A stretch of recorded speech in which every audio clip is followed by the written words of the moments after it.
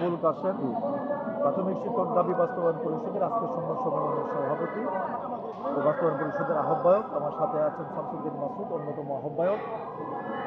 আজকে আমাদের যে কর্মসূচি আমরা ঘোষণা করেছি, আমাদের যারা আহত হয়েছে আন্দোলন যোদ্ধা, তাদের রাষ্ট্রীয়ভাবে তাদের প্রতি যেন সহযোগিতা করা হয় এবং আমাদের যে বোন মৃত্যুবরণ করেছে তাকে যেন রাষ্ট্রীয়ভাবে ক্ষতিপূরণ দেওয়া হয় এবং তার পুনর্বাসনের ব্যবস্থা করা হয়। পাশাপাশি আমরা আগামী 29 তারিখের মধ্যে যদি আমাদের 3 দফা দাবির দৃশ্যমায়ন বাস্তবায়ন না হয় বা প্রজ্ঞাপন জারির ব্যবস্থা গ্রহণ না করে, তাহলে 30 তারিখ থেকে 30শে নভেম্বর থেকে একেবারে লাগাতার পূর্ণ দিবস কোনো বিরতি চলবে, দাবি আদায় না হওয়া পর্যন্ত। যিনি মারা গেছেন ওনার নাম এবং কোন স্কুলে ছিলেন? যে উনি জিনাইয়া সরকারি প্রাথমিক বিদ্যালয়, মতলব উত্তর, চাঁদপুর জেলার আমাদের অন্যতম আহ্বায়ক শামসুদ্দিন মাসুদ সাহেব একটা কথা।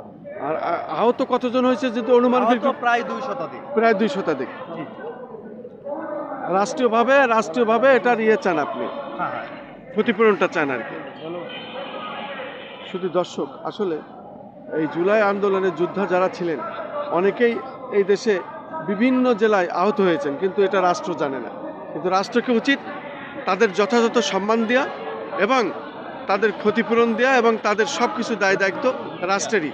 এই বিষয়টাই ওনারা তুলে ধরলেন এবং সেটাই আমি জানানোর চেষ্টা করছি জাতীয় প্রেস ক্লাবের মধ্যে। এবং উনিরা আজকে সংবাদ সম্মেলন করেছেন। সংবাদ সম্মেলন শেষে আমি সংক্ষিপ্ত সাক্ষাৎটি গ্রহণ করলাম।